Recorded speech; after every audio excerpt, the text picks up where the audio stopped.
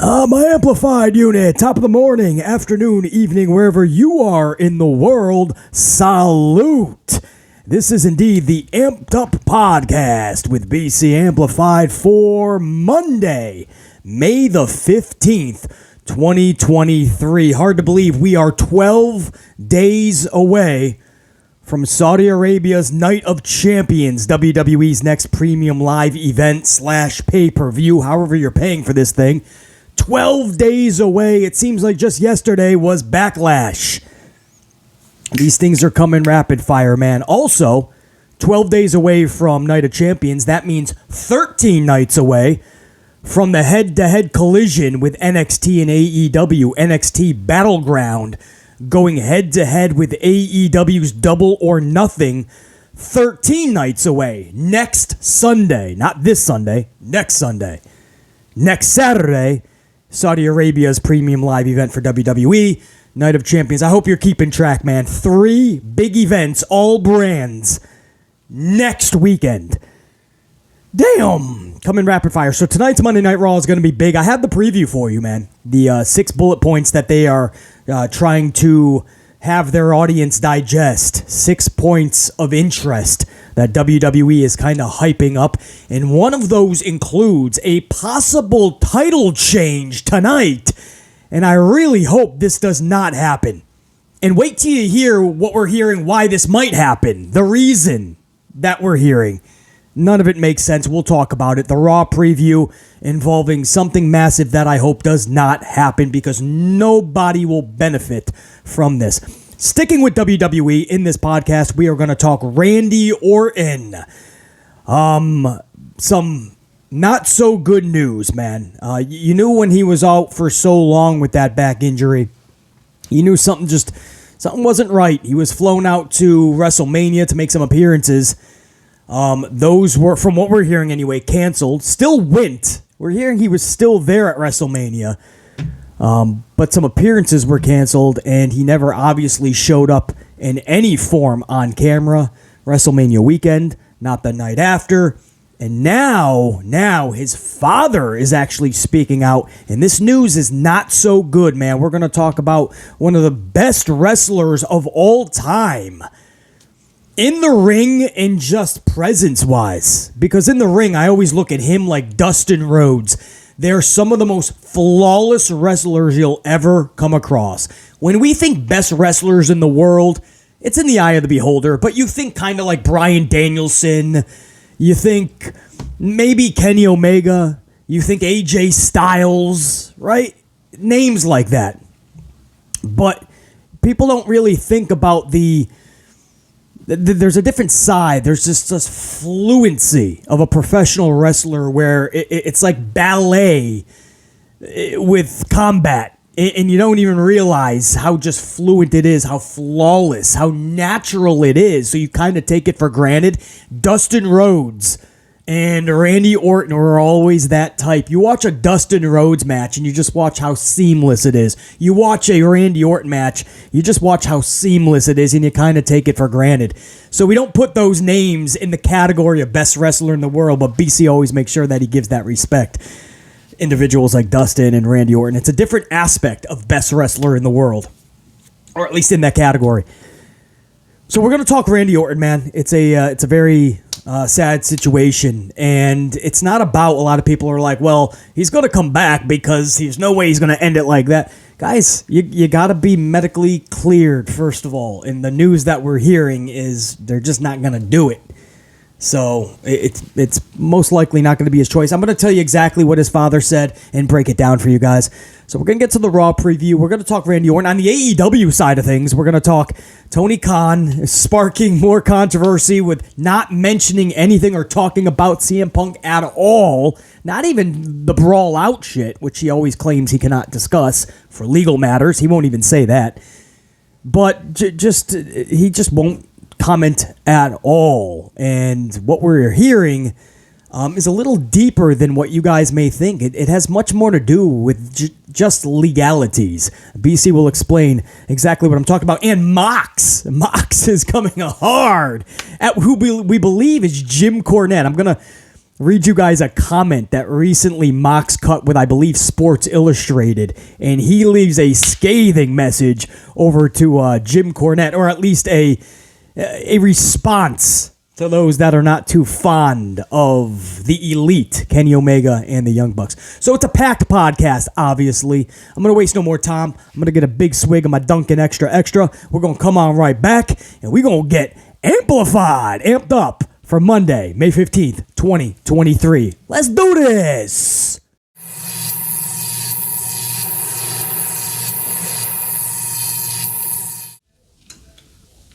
I think we're going to start with the Randy Orton story, guys. It's an unfortunate story, but one we do have to talk about. It's one that we didn't want to, and we were kind of prolonging on purpose, even though as time went on, we kind of felt like this was what was happening, and now his father is speaking out. I'll tell you exactly what he said and what the doctors are saying. We'll get to that. Quick note at the end of this podcast, I want to give a special shout out to my super chat thankers. That thanks button option down below that the tube has installed to tip your favorite content creators. A lot of you guys are smashing that thanks and sending BC a coffee on these regular amped up podcasts, not even live streams. So I call them super chat thanks, super thanks. I appreciate that, guys. It's never needed. It's always appreciated. I love seeing it. Those comments light up. I'll be in a coffee line, and you guys are throwing BC a coffee. But it's never needed, guys. All I ask for is totally free. Smash the up. Help out the algorithm. That's all I ever ask, man. Give it a Macho Man elbow from the top. Yeah. Maybe a Hulk Hogan leg drop. Maybe an earthquake squash or a Yokozuna squash. Squash the like button. Maybe the old Batista bomb, that always works. Maybe a bank statement, maybe a sharpshooter. Maybe 17 super kicks and a Canadian destroyer, and that like button isn't going to kick out. Or if you want to go for the automatic surefire pinfall, roll up the like button. Nothing in pro wrestling, nobody is going to kick out of a fruit roll up. That's what it seems like anyway. So if you always want to get a quick, sure victory, and you don't want to break a sweat, roll up the like button. That's totally free. The fact that you guys throw BC a coffee on that super thanks down below, mega appreciation. And there was a few more super thankers, man. Super chat thanks in my last podcast. I'm going to get to you guys at the end of this podcast and give you a shout out. Also, big shout out to my channel member, gold card member of the week, James Shrimp Fajitas. It's a new thing we're starting this week for my channel members. Through the auto generator, whatever it lands on name-wise, that person will be the channel member of the week. And this week we are celebrating James Shrimp Fajitas, gold card channel member for several months. So, salute to all my new channel members. Salute. Always cool to see channel members earn their gold cards, man. Right from the jump. So to new channel members, welcome aboard. Enjoy the ride, man. It's going to be amplified. To my veteran channel members, ultra salute. I always try to give you guys roll call shout outs every now and again. And very soon, maybe even tonight, we'll see, a channel members only live chat live stream. So big things coming for all of my channel members. Thank you guys for giving me a few minutes to give some shout outs, and I will be doing that amplified at the end of this podcast. Now, to Randy Orton. Let me get a big swig, and I'm going to tell you what his father is saying about his current injury and WWE status. Bob Orton Jr., I should say. Got to give the full name. There's juniors and seniors. Bob Orton Jr. revealed, and that's Randy Orton's father, guys. Some people don't know. You got to give full transparency. Bob Orton Jr. says, and I quote, about his son, he is training, so we'll see what happens. I don't know. If he feels like going back or he feels like he's ready to go back is the case, I think he might. Then again, he's pretty well taken care of. I don't think he needs to. And I also think the doctors have already told him not to go back to wrestling. Randy will do what Randy wants to do. And he goes on to say, in wrestling, when you get in there and you got some people going crazy, you just love it. It's just hard to leave. End quote. Now, that got a lot of people talking, right? I'm sure he didn't mean to raise controversy or amplify Randy Orton's status. I'm sure Orton is not happy about this over the last 24 hours. I mean, how can you be? You're trying to see where you're at. You're trying to come back. You're trying to do everything possibly. I'm sure Randy Orton doesn't want to end his career like that. And then your father does an interview, and his father probably doesn't even think about it. It was just one line in that whole paragraph, guys, that was creating all of this controversy, and for justified reasons. I'm going to repeat that line. Bob Orton Jr., the father of Randy Orton, says, and I quote, I don't think he needs to go back, and I think the doctors have already told him not to go back to wrestling. The doctors have told him not to go back. That means it's severe enough that he shouldn't be wrestling right now. So what makes you think WWE's doctors are bringing him back to wrestle for another year, 2, 3, 4, 5 years? Do you realize a back injury does not get better, unfortunately, guys? It's sad. You can learn to cope with it. You can learn to relieve pain. You can rectify some areas for relief. But back issues, unfortunately, when it's to this level, guys. I mean, obviously, you can tweak your back and it gets better. I can't say every back injury. To this level that we know of in sports, that just doesn't get better. And a lot of athletes, when they start to feel better, they realize years down the line, oh, fuck, I guess the whole time I was destroying it more. So there's time frames where you can feel like you're back to normal, right? Oh, it's much better. And you put wear and tear a few more years, and then down the line, you're even worse off, and you go, oh, the docs are telling me maybe I should have listened and not went back. So now it becomes, so Bob Orton has already, right, he says, I think the doctors have already told him not to go back to wrestling. No, bro, you talk to your son. You know why he isn't back yet. You know what he's going through. You know damn well the doctors are not on board with him going back to wrestling. We already knew that, man. How many months he's been out with this back injury, that tells you it's not good. And with that type of an injury, it's not just going to, I don't know when anybody, it's like the Jeff Hardy situation. Everybody wants to see Jeff Hardy back. Everyone loves Jeff Hardy, even though he does the same mistake time and time again. And even though we love him and he's a good dude, at that point, you're being a selfish prick. And you're no longer thinking about you're just thinking about yourself with what Jeff Hardy's doing. And with all of Jeff Hardy's injuries and just his body is just so beaten down. And then he goes back to substances and then it's a vicious cycle. At what point do we just say, Jeff, man, just enjoy your life. You got the money. You got a nice family. Just enjoy. We'll give you a backstage role. You could ring announce. You could be an interviewer. You could be a manager. At what point do you say, bro, this isn't good for you? I say the same thing for Randy Orton. As much as I would love to see him come back, at what expense? Is it for our entertainment? Or is it this dude being in a wheelchair at the age of 50 some odd? I mean, at what expense are we saying, hey, but bring him back? At what expense do you bring back Jeff Hardy and once again go, well, I think this time he changed. He seems like a different man, right? How many times can Matt tell us that? This time is the time. Well, it's always that until you wrap your car around another tree. Take your life or maybe 18 other people's on a bus. You never know, right? And then we all go, well, looking back at it, after we could have saved 20 lives, I guess Jeff should have stayed away, right? That's the Monday morning quarterback aspect. Or we could have seen all along that maybe this isn't working. At what expense? I'm just asking, by the way. Just asking. At what expense? We all love to see Randy Orton come back.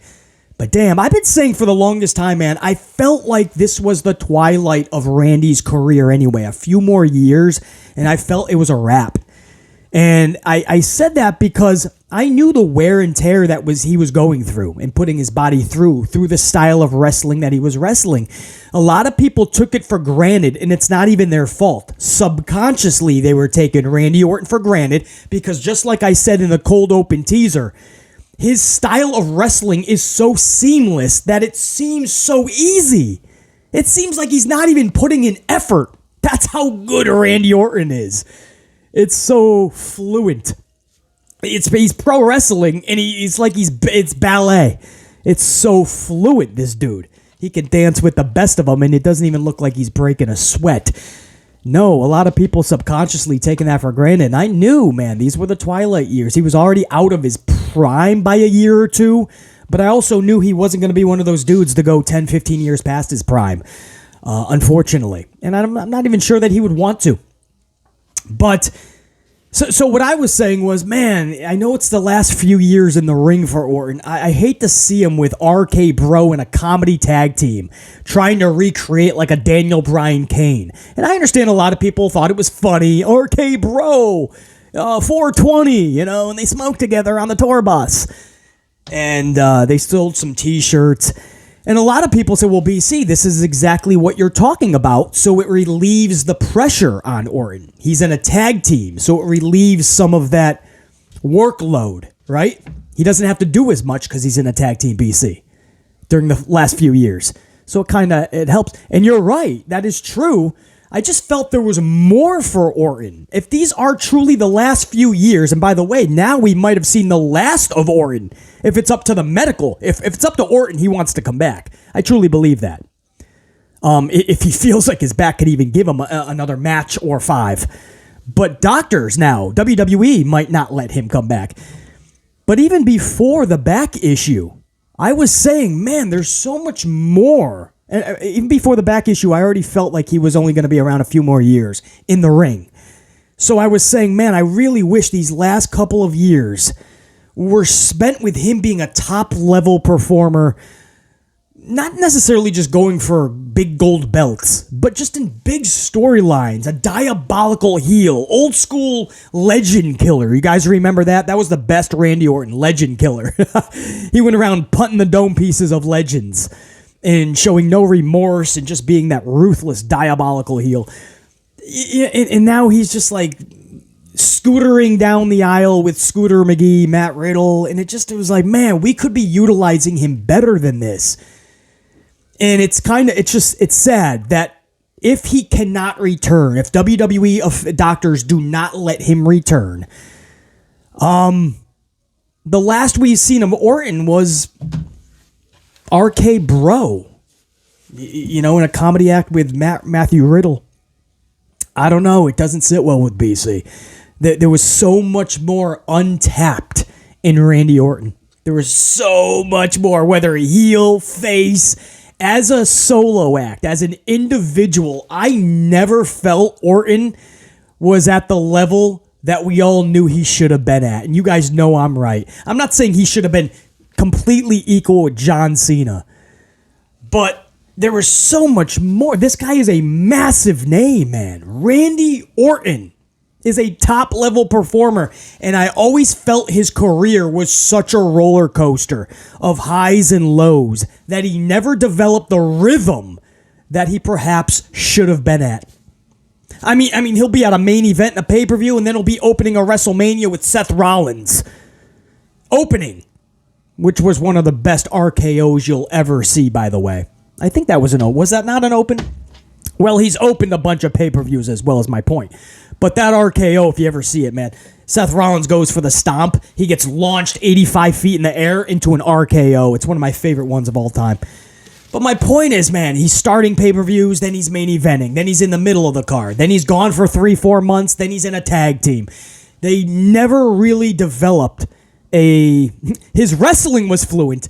Booking never developed fluency with him.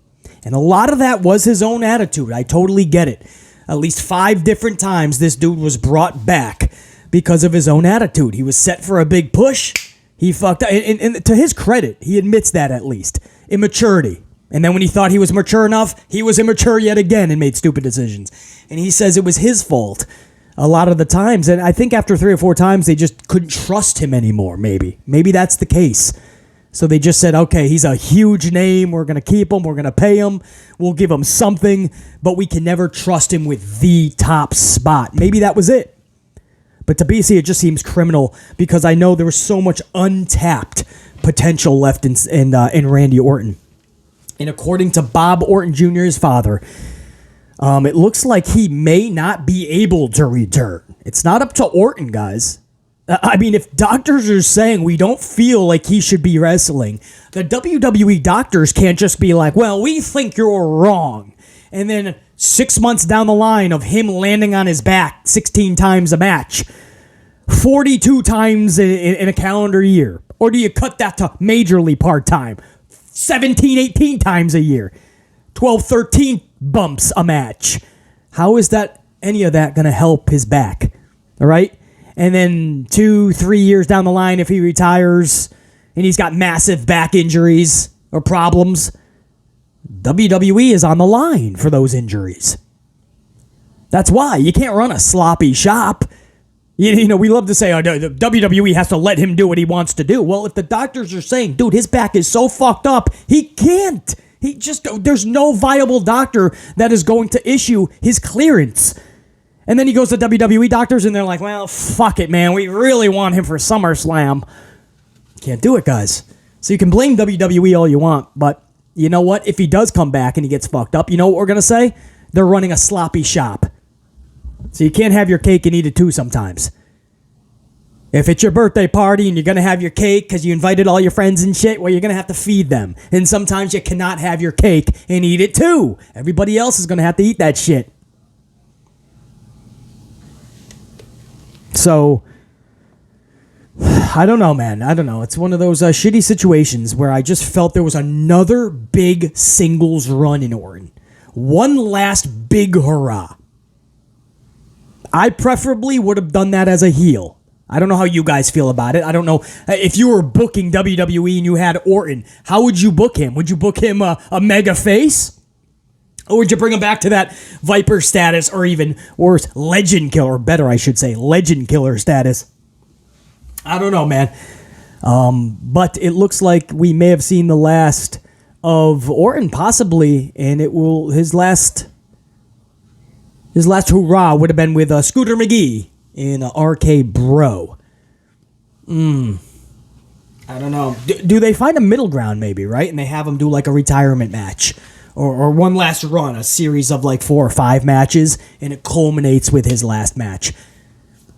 You know, maybe they can work, maybe the doctors can come together and go, all right, listen, if we do this perfectly, there's a way to have him have a last series of matches, one mini run. You know, maybe, and then you just have him super part-time over the course of 6 to 9 months, maybe a full year, but just a handful of matches. Really go heavy on the storyline. They did that with Austin. When Austin had that neck injury, they didn't even know if Austin could come back to wrestle. I don't think you guys realize how bad it was. He was healing, but they didn't truly know if he could come back and compete full-time. The whole time, Austin's star power was just growing because they doubled, tripled, quadrupled, a billion times down on the creativity of Stone Cold's character. Because they knew he couldn't wrestle. So they had this dude show up in a beer truck, giving the McMahon family, the authority, the beer bath. They had him filling up Vince McMahon's personal Corvette with concrete. The dude literally came to the arena in a concrete truck and filled the Corvette, busted the windows out. He came with a monster truck and tried to run over any vehicle associated with the McMahons, The Rock. We've seen everything you could think. Zambonis. Stone Cold was getting arrested back when it was original. Right now you see police always involved with pro wrestling angles. But back then, it was you never saw wrestlers getting handcuffed in the ring because they had just attacked their boss. My point is, man, while Stone Cold was out, a lot of fans didn't even know that he was not able to compete in actual wrestling matches. He was just out there doing wild shit. The creativity catapulted Austin further than anybody thought that shooting star was going to go. My point is, you could technically, if you can come out with a way to do one last series of matches with Orton, and you book him pristinely with the utmost of creativity to the amplified of most measurements, you're going to get a pristine Randy Orton run to finish his career off. If they say he can't even take a bump because they don't feel comfortable, well, then this is it. So we can go circles on this conversation. It's just something that BC has not talked in great length for, and that's why I wanted to spend what is about to be 20 minutes on this subject. That's the latest on Orton. It is not looking good at all. We hear that he was flown out to WrestleMania. We didn't know if that was going to be on camera or not. I can confirm that he did go to WrestleMania, met with Vince and so many others, and never, as we now know, ever showed up on camera. And now we know why. He was never close to actually returning. He was just at Mania for the festivities and to see friends, maybe talk about what's next in his recovery with Vince and them. But I don't know, guys. That's the Orton shit. Not the news that we wanted to talk about, obviously. We wish him the best. Randy Orton. Just like we say to Big E, man. Speedy recovery. And we're not even just talking about to wrestling. We just want a recovery just life-wise, man. Walk without pain. Relax. Enjoy this ride. Don't even worry about wrestling right now. Just be able to enjoy walks. Something simple like walking. Enjoy that without pain. Randy Orton. And a shout out to Big E. Salute to both of you guys. And if one day we can see you guys back in a WWE ring or in a wrestling ring, cherry on top, man. We just want to see you guys happy, walking, healthy, no pain. That's what matters most. I want to also go into, we'll stick with WWE, then we'll go over to AEW news, and then we'll go over to Mox shredding Jim Cornette, I believe is who he's talking about. We'll go over that. So the first bullet point I want to go over for tonight's Raw is a big tag team title match. It's the women's championships, and the reason I call this big, because this is just a rematch. This is a meaningless match we're seeing for the second time in, I believe, as many weeks. Twice in a couple weeks. But it's big because WWE, from what we're hearing, is actually considering taking the titles off of Liv and Raquel tonight and giving them to Sonya Deville and Chelsea Green, even though they've already lost to Liv and Raquel, and even though these are heels. And that matters because we know that the long title reign that WWE wants is Shayna Baszler and Ronda Rousey. So the only conclusion that BC can come up with as to why WWE would do something this foolish, which they seem to do all the time, it's their new MO, but the only reason that it's not even logical, but the only thing I can come up with is they want Shayna and Ronda to come back as faces.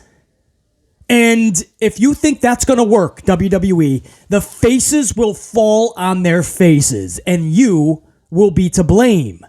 Paul Levesque, Pinocchio Schnoz McGee, Vincent Kennedy McMahon, and any other suit and tie that thinks this is a good idea. Ronda and Shayna need to be booked when they come back like Ronda and Shayna. Ronda, how she came upon the scene in UFC, yeah, that Ronda is who we need to see. Shayna Baszler, the one from a couple years ago at Elimination Chamber, we need that Shayna Baszler, not the Baszler getting fruit rolled up in less than 2 minutes. Flat on her back, looking up at the lights, going, guys, I can't get up. While somebody half her size rolls her up and holds her down. No, we don't need that Baszler. We don't need that Ronda. They need to come back as diabolical badasses. That's it. It's simple. And you book them correctly. You give them the creativity that makes fans tune toward them and not away from them. Bringing Ronda and Shayna back from injury as faces makes zero sense. It will not work. The fans are not connecting with them. You, WWE, have not even given them a chance because you booked them so poorly. So bringing them as faces is going to fall on their faces from the jump. On top of that, what is it doing for that division that's already non-existent? Liv and Raquel have already beaten teams like Chelsea and Sonya, Damage Control, and others. Now they just lose in a rematch. And what do you do with Liv and Raquel at that point? What was this team even formed for? I'm an advocate of Liv, and I'll be the first to say her in a tag team makes zero sense. Her with Raquel is doing nothing for Liv Morgan. Even with shiny titles that don't mean a damn thing. They're meaningless titles because the division is non-existent. And those titles are irrelevant. It's sad to say that. So how are we creating a division? If the titles just change hands in the middle of a Raw tonight, Sonya and Chelsea Green get the titles, which I don't know if is any better, no disrespect to them, any better than the Iconics, who I actually liked, by the way, getting them at Mania. It's the same situation. What is this doing? Just to give it to Ronda and Shayna, who are now going to be faces. When they left, flipping off the fans, talking shit to the fans, and destroying the locker room. And now they come back with smiles and peddling to the fans? Is Ronda going to give sunglasses to little kids in the front row? And Shayna's going to go around high-fiving? Is that really how you're going to book Shayna and Ronda?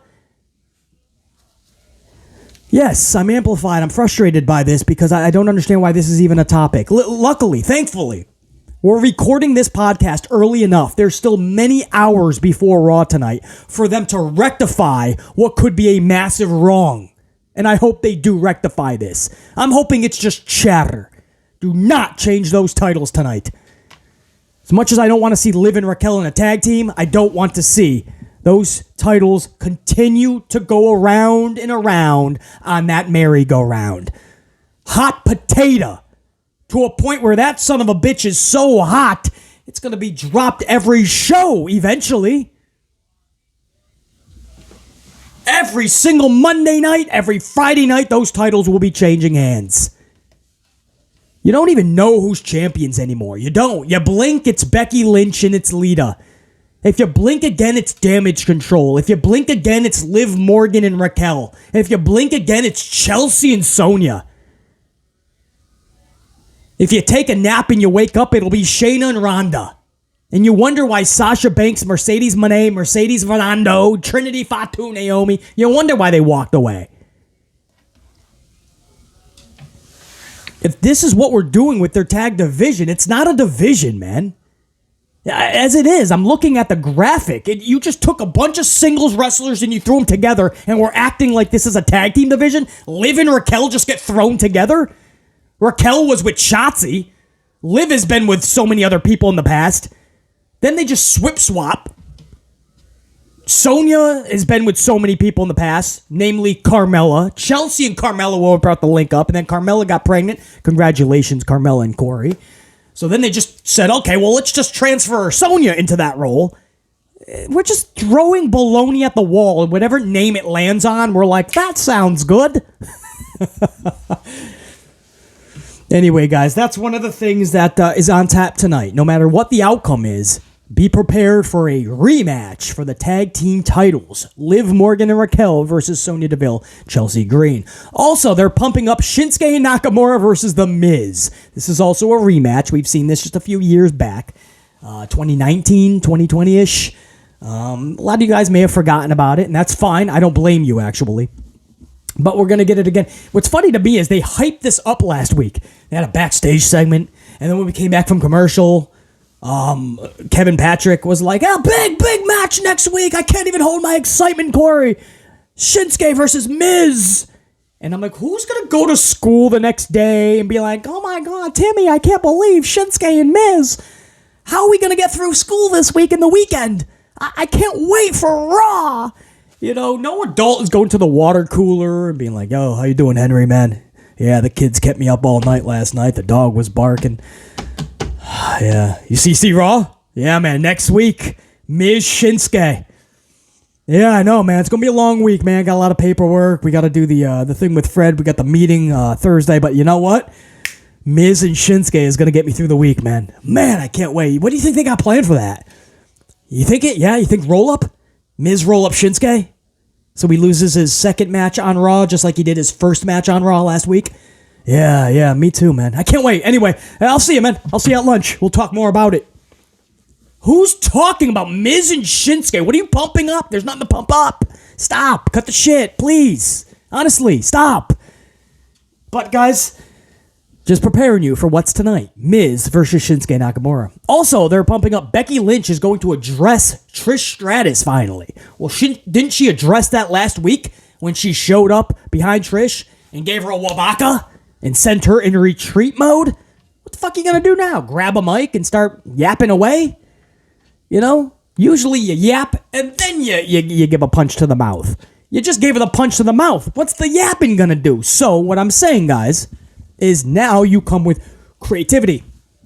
I'm cool with Becky coming out. I like Trish as a heel. That's not even a popular opinion. A lot of people don't like Trish as a heel. You don't understand how good she is. If the booking isn't going to meet her halfway, it's going to come out like garbage. Trish has a lot to offer in this role. Creativity has to meet these ladies halfway. That includes whatever they have planned for Becky and Trish tonight. I don't think Trish is going to be there tonight. So if that's the case, then they really have to pump up whatever Becky is going to be involved with tonight. If she just comes out and for 2 minutes, says a bunch of words, and then we go to commercial, because he's not going to be happy about that during the review tomorrow. Becky Lynch is going to respond or address the Trish Stratus situation, which I thought she did last week. Also tonight, guys, Cody Rhodes is going to address the Brock Lesnar situation. It's the same thing I say for the ladies and Becky and Trish. Same thing for Cody. We do not expect Brock Lesnar to be in the building tonight. If that's the case, you better get uber creative with what you have planned for Cody Rhodes. No ifs, ands, or buts about it. No other way around it. You have to have creativity night to captivate your audience. This is a rematch from Backlash. We still don't even know why that match is happening. Or happened at Backlash. To this day, we don't know why they're feuding. And this rematch is because Cody hurt Brock's face. Captivate us so far. On paper, this should have been really big, Cody and Brock, and something that I would be more than okay with for 2 to 3 months with a rubber match. 3 matches between them. But so far, I mean, this has just been done so wrong. And we know why. I'm not going to go over it again, but it all started on Sunday, April the 2nd. And nothing has made sense since. So Cody Rhodes, just like Becky is going to address Trish tonight, Cody is going to address Brock. And usually when we see those words, we know that that's just code for we have nothing for these individuals. They're going to say some words tonight. Also tonight, guys, Seth Rollins is going to have words about his challenger to crown the first ever world heavyweight champion in WWE, this new gold belt at Night of Champions in Saudi next Saturday. Seth Rollins is going to address AJ Styles. So this is what I mean about confusing your audience. You just had a draft. You're really emphasizing the brand split again until it's no longer convenient for WWE, and then you will no longer see the rules applied to the brand split. But you're already confusing your audience. The graphic has Seth from Raw and AJ Styles from SmackDown. I wouldn't even be shocked if AJ shows up on Raw or Rollins shows up on SmackDown on Friday, and fans go, basically, they're going to face each other next Saturday. It's totally acceptable. No, it's not. No, it is not. We already are breaking the rules, and we already have talent on each other's brands or opposite brands. You're already telling me that WWE, at the snap of a finger, blink of an eye, is going to drop their rules, is going to blur the lines and muddy the waters. Right from the jump, we haven't even made it 2 weeks past the draft, and they're already discussing this shit, making matches cross-branded. Rollins is going to address AJ. So Becky is going to address Trish. Cody is going to address Brock. Rollins is going to address AJ Styles. This could be a really bad Raw, or it could be really good if they tick up the creativity. I don't need to see wrestling matches to sell me a story. You could save that for the pay-per-view premium live event. I'll pay the money. You give me the matches. These shows should be about building the story. If you come up to BC and I'm the head booker, the head creative, and I'm told that Brock's not there tonight, Trish isn't there tonight, AJ's not there tonight, but you have to sell all 3 of these matches with Becky, Seth, and Cody. I'm salivating right now. I'm giddy. I'm with excitement. I am amplified because I'm gonna get uber creative. I'm gonna have fun with this. I am going to make people, even with the absence of these wrestlers, the absence of them, I am going to turn what we do have into gold, and I am going to sell everybody. Have fun. Don't just grab a crayon and a Post-it pad. Grab a Sharpie pen, a nice bullet point pen, and grab a whole notebook Not a postie pad, a notebook. Grab a nice fluid, maybe even one of those, we used to have them in school, fountain pens, right? And you just get to work, man. You fill up those pages with all your thoughts and ideas. You get creative, and you make sure when this show goes off the air, we are talking about what Cody Rhodes did on Raw, what happened with Seth Rollins and how AJ Styles best take notice, what did Becky Lynch do on Monday, and how does this tie in with Trish? I get excited thinking about it. You know what they will do? They'll all go to the ring and they'll get a microphone and they'll say some words. And we'll all forget about it by the time the show is over. Anyway, Rollins will address AJ Styles. And lastly, guys, the last of the 6 bullet points for tonight's Raw preview, Gunther, his Intercontinental title opponent at Night of Champions next Saturday in Saudi, will be determined tonight. And WWE doesn't like to book number 1 contenders creatively with an actual feud and story. They take the lackluster, lazy route all the time. We're going to have a battle royal to determine Gunther's number 1 contender. And then we're going to act like there's a feud for next Saturday. Nobody's going to care.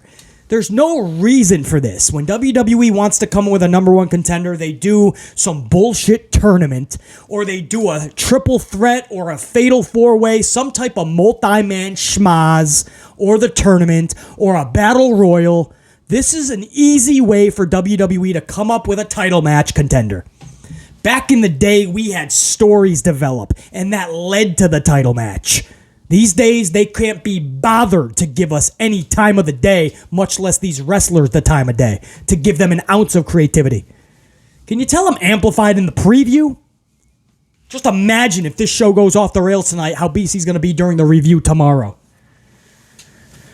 That's your Raw preview. Over to AEW news. Tony Khan, once again. Okay, on to the AEW news. I just had to get a certain quote from a certain individual up, because I have to read this word for word. That individual is Mox, and I believe he's talking about a certain Jim Cornette, but you guys got to hear it, or maybe other people as well. But you guys got to hear this. I'll get to that in a second. First, Tony Khan, CM Punk. I'll wrap this up with a bow real quick, because this has been circulating in the news cycle the last 24 hours. Obviously, Tony Khan, like he always does, he's given a bunch of interviews this week, and he's not really saying much of anything. Half of a Tony Khan interview is him saying, I cannot comment on that. That's it. The other half of a Tony Khan interview is pumping up Rampage, Dynamite, and big surprises to come. Big announcements. That's it. If you've heard one interview of Tony Khan, you've heard them all. And that's what gets a lot of people in the industry really pissed off when they interview Tony. They don't get anything out of him. He just uses the platform to pump up his shows. And you say, well, BC, that's smart business, man. Publicity, man. Get on airwaves, no matter what the platform is, and sell your product. But guys, I mean, you got to meet these interviewers halfway. They're putting you on their shows. Answer some of the questions, maybe. You know, like just play along a little bit. So anyway, from day one, from this brawl out, Tony Khan has always said, I cannot comment on that when it comes to CM Punk. And we always just said, the defenders of that just said, well, legally, BC, he can't, right? And then recently we heard that there's still pending legalities. The names were not mentioned, but it was talent. We believe that to be Young Bucks and maybe a few others as well. But there's legalities between the Bucks and CM Punk, Phil Brooks. So there's definitely something to, I can't talk about it for sure. You guys understand, Tony Khan is literally in the middle of a roster split. I mean, what you're going to see at Collision when they split the rosters, whoever wants to work with Phil, they get to go over there. That's why you're seeing people like Miro and Thunder Rosa go to Tony's office on Dynamite. These are names that have they didn't have a reason to have any beef with Phil Brooks. They would easily go over there and work. Miro doesn't give a shit as long as he can go home and play video games and just show up every now and again. Miro's going to be fine. He doesn't care if it's fucking Phil Brooks or whoever. He's going to show up. He just wants to go home and play video games. You just put him on a show. Thunder Rosa, she's not even cleared to wrestle yet, so they're just going to have her a part of Collision somehow. She doesn't care. I always said she's like the female version of Phil Brooks, CM Punk. So you're going to see a weird a weird roster for Collision, man. All the people that are okay working with Brooks, or maybe they're not, but they think that's the show that's going to help them get over and get some exposure, so they're going to be okay working over there. But guys, this isn't just like optics, like they're splitting the rosters. Wow, man, there must be a lot of tension with Punk. This is showing you when... Just recently, I mean, still, Tony Khan is like, I cannot say anything about CM Punk. Not even brawl out. He just doesn't say a word. And he literally says, I can't talk about that. That's not just legally. We're not saying between him and the Young Bucks, or what's the deal with him and the talent. They're asking about Punk. And you say, well, BC, he doesn't want to ruin the surprise. No, they're just saying, like what's the... thoughts on CM Punk or his run in AEW or the fact that CM Punk has never seen a Rocky movie. You know, it's questions like that sometimes. And he's like, I cannot comment on that. I can't comment on that. Yes, you can, bro. You literally can. Legally, you can talk about CM Punk, Phil Brooks. Some of these questions are not even about Brawl Out. And he's just adding fuel to the fire, man, in the speculation machine. It adds a new spoke by the hour, by the minute, it seems. And Tony Khan is adding those logs to that fire. Tony Khan is personally adding those spokes to the wheel by how he's handled this. My point is, it's deeper, man. You could tell that Tony Khan is stuck in the middle of his own locker room. And he does not have the leadership to rectify this situation. This is one of the strangest. I feel bad for him. I really do. This is not shade. I'm speaking these words. I feel bad for Tony Khan. Because the position he's in, I wish upon nobody. I mean, to literally lose your locker room to that degree where you're going to have to split up shows because a big portion of your locker room doesn't want to work with one person and you don't know how to step up to that one person. And you have a network and everybody that's like, well, we would really like that one person. So you're trying to satisfy them because financially you know you have to. But on the other side, you're losing at least half of your locker room. You might lose the Young Bucks and Kenny Omega when their contracts expire. They may honestly go to WWE. Guys, that's not laughable anymore. There was a time I said that and we would laugh. They're not going anywhere, BC. They're AEW. It's not like Cody Rhodes. It's a lot like Cody Rhodes. Cody Rhodes was an EVP with the wrestling world at his fingertips, man. Or in the palm of his hands, not at his fingertips. Cody Rhodes had it all. And just a little bit of beef and tension within the EVPs in that locker room. Cody was like, dude, this isn't worth it. How about a lot of beef within the suits and ties in the locker room and within AEW? A lot more than what Cody had. The Bucks and Omega could easily leave. The door will always be open just like it is for Cody to come back. They'll leave on good terms. But I would not put it past the Bucks and Omega to have already decided that they're gone. Or at least the Bucks. And I'm sure Omega would be like, well, dude, you ain't leaving me by myself here. To be in that position that Tony Khan is in, I just wanted to touch up on that because I saw a lot of chatter about that. Oh, Tony Khan the whole week talking about how he cannot comment about anything to do with CM Punk. It's nauseating at this point. Why even do interviews? And I'm like, what do you expect? You know, and that's also just half of a Tony Khan interview anyway. Tony Khan, what's your favorite color? I can't comment on that. Tony Khan, what's your favorite food? What's your favorite meal? I'm afraid I can't comment on that. Where do you like to shop? What's your favorite clothing brand? You know, like do you have a certain shoe that you like? Oh, I can't comment on that. What's your favorite wrestler when you were growing up? I can't comment on that. Unfortunately. All right. Do you want to promote anything? Yes, Rampage, Friday nights, Wednesday, Dynamite. I'll have huge announcements on each one of those shows this week, next week, every show. I'll have big announcements. All right. And everybody, that's Tony Khan. So this, I don't know, man. This locker room situation, I've never seen anything like it. And I hope never to have to. I hope none of us, I hope the wrestlers never have to go through something like this again. And it all stems with leadership. Tony Khan lost that locker room on the night of the Brawl Out, and he never regained it.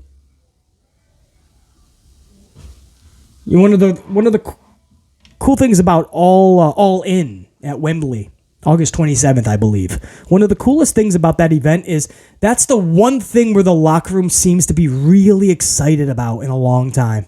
Since Brawl Out, it's the one thing that a lot of the locker room, like for a moment, even if just for a moment in time, they speak so positively about the company.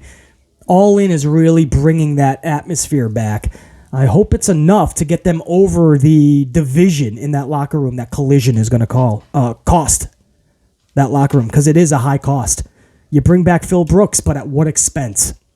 Also in AEW, Mox recently destroyed, I believe this to be Jimmy Cornette and maybe others. Listen to what Mox said. This is a quote, by the way, by John Moxley. A lot of people out there hate on the Young Bucks and Kenny Omega. We're obviously attacking them and have our issues with them. But we are not old-ass fucking bitter dudes with podcasts talking about how the business used to be. We are not that. And that's got to be Jimmy, right? I don't know how old Jimmy is, but older, right? I know Jim Cornette is older. So when he says we're not old-ass bitter dudes, I'm sure that's how they view Jim Cornette. I mean, I don't know if they're talking about Bubba Dudley. Bubba, I think he's already in his 50s as well. But I gotta think Jim Cornette. But anyway, he says we're obviously attacking Bucks and Omega. He means storyline wise. But we are not old ass fucking bitter dudes with podcasts talking about how the business used to be. We are not that. A lot of people hate Kenny Omega and the Young Bucks. And by the way, I say Jim Cornette because he cannot stand Omega and the Bucks. Or I think the Bucks, right? I know for a fact he cannot stand Kenny Omega, and he's always ripping them. A lot of people hate Kenny Omega and the Young Bucks, and that's because they hate themselves. So, damn, it's sad. There are plenty of people who hate me, says Mox. I don't give a fuck. I don't care what challenges you put in front of me or what shit befalls me. I'm very pissed off. I will shove it up everybody's fucking ass. After last year, I have that attitude. Kenny and the Young Bucks have that attitude. It's us against the universe. That attitude is AEW at its core. I wonder if he means the WWE universe, by the way. It's us against the universe. That attitude is AEW at its core. So, man, not a subtle shot at the Jim Cornettes in the podcasting world who don't speak too kindly to wrestlers like Kenny Omega and the Bucks. I always speak highly of Omega because he's just always been really thrilling to me. I always thought that Omega brought it. He captivated me in his Japan days. Followed that over to AEW. Unfortunately, he has not been booked properly in AEW. Not from day one. The whole year tag team with Hangman Page. That's not how you start Hangman or Omega in AEW. You got to bring that same energy that came over from Japan. I felt that greatly stifled him. And even to the point where Omega had 87 titles in AEW, it still felt Impact, AEW's championship. It still felt like that's not Omega from Japan, like to that star power level. Something was missing. He never truly got that back. You see glimpses here and there where we're all talking about like his match with Vikingo, and we're all like, damn. And then it's pretty much gone away, you know. So the year-long tag team when AEW started with Hangman Page greatly hurt him. The trios division does Kenny Omega no favors. Having trios titles in a trios division is not how BC would utilize Bucks and Omega. But because of Omega's nagging and bigger, and not just smaller, but bigger injuries over the years, yeah, a lot of you guys are right. You know, being in a trios greatly helps reduce his workload, just like we said about Orton being in a tag team with Scooter McGee and RK Bro. But man, if these are the last years in the ring wrestling for people like Orton and Omega, Orton with Scooter McGee, that's not how I want to remember the dude. Omega in a trios division, not how I want to remember Omega in the ring. I don't know, man. But Mox, even in a feud with the Elite, came to his defense big time to the Jim Cornettes of the wrestling world. So I was going to add to that, but there's nothing else really to say. From here on out, it looks like you're going to see an amplified Mox. I'm here for it. How much more amplified can you get? Every match, this guy is sporting the crimson mask, but we're going to see an amplified Mox in every category, it looks like, man. Hold back, no punches. Let them know. All right, guys, we're going to the better part of an hour, as I said, so I think this is a good place to end this podcast. It was packed as usual. We'll do this again, obviously, tomorrow, where the Amped Up podcast is going to focus on the Monday Night Raw review. So a stacked podcast tomorrow. We might be doing, this might be a double upload day, maybe even a live stream later this evening. Be on the lookout, guys. Obviously, stay subbed and notified. That little bell will allow you to know immediately when BC is live, if we are able to go live. Maybe I can do the first hour of Raw with you guys, or at least do an hour before Raw. If there is any other bigger news stories, I do have a couple stories that I still haven't even got to. We can discuss that if I have the time. So maybe even something later this evening, but definitely tomorrow, a stacked podcast. On BC's way out, big thank you to the Super Chat thankers from 2 days ago, that podcast, because we took yesterday as an off day. So I want to give a shout out to Deshaun Sanders, who threw a 5-spot coffee to BC during that Amped Up podcast. And Deshaun says, thanks, BC. You always hit the straight facts. By the way, Trinity looks good in Impact. Deshaun, I'm hearing that Impact contract is only like a 6-month contract. I'm trying to get confirmation.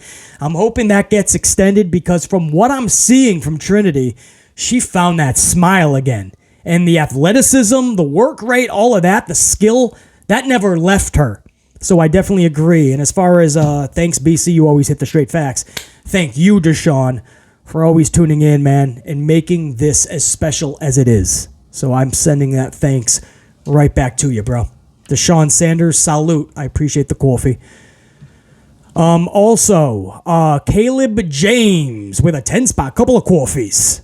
Caleb James, I appreciate the super chat. Thanks, man. My thanks right back to you for being a part of this unit.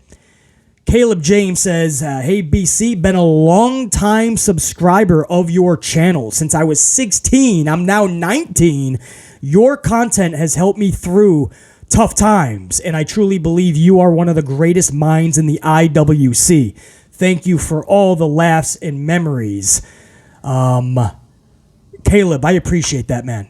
My thank you to you. As I tell my amplified unit all the time, you guys are the spokes on the wheel that make this thing go round and round and make it fun. This is not a job for BC, even though it easily is because of the work that goes into it. And the bigger the channel gets, more goes into it. But it's still a hobby to me. This is my love. This is my passion. And you guys make me want to do more and more of it. So, Caleb, it's so good to hear that, and my thank you is right back to you, man. I appreciate you big time. As far as at the end of that, too, I believe, I just lost the comment, but as far as the movie project, unfortunately, Caleb, C-19, the pandem, absolutely destroyed that project, but we're not canceling it. I refuse to. I'm thinking of ways nonstop. We've had a few different resurrections, we thought, and it just did not come to fruition. It didn't fit. But I'm trying to resurrect that project in some way to make it make sense with the half of the film we've already filmed, if that makes sense. But the pandem absolutely ravaged, destroyed that project, and I just refuse. I'm too stubborn to put a fork in it. So Caleb, that movie project, man, I refuse to call it quits on it. If I can come up with a way to make it all make sense, we're gonna go back to filming and try to give a good project, create a good project. But the pandem, like many things, destroyed a lot of projects that not just BC had, but I know a lot of you guys as well. That damn thing for 2 years like a vicious tornado, just ran through things, man, and destroyed lives, took lives. So, Caleb, that's the deal on that, man. That was out of all of our hands. But I'm not calling it quits on it. I'm still holding out hope that we could come up with something. Caleb James in that movie project. I thank you for asking, man. Also, I forgot if I... Hold on. Let me go over to the podcast beforehand. I don't know if there was a late super thanks that came in. Jack Brewer, I did get on that one for that super thanks, and Ash Stegmeister and Mr. Rogers. Yeah, so I think I got everybody on the podcast before. So that's my super thankers. I appreciate you guys so much. I appreciate all the coffees. It's never needed. Just smash the up. That's all I need, brah. But the fact that you guys deliver those super thankses, man, it does brighten up BC's day, man. I love reading that shit and giving you guys special shout outs on the next podcast. James Shrimp Fajitas, Gold Card member, channel member of the week. Salute into all of my channel members. Man, I cannot thank you guys enough.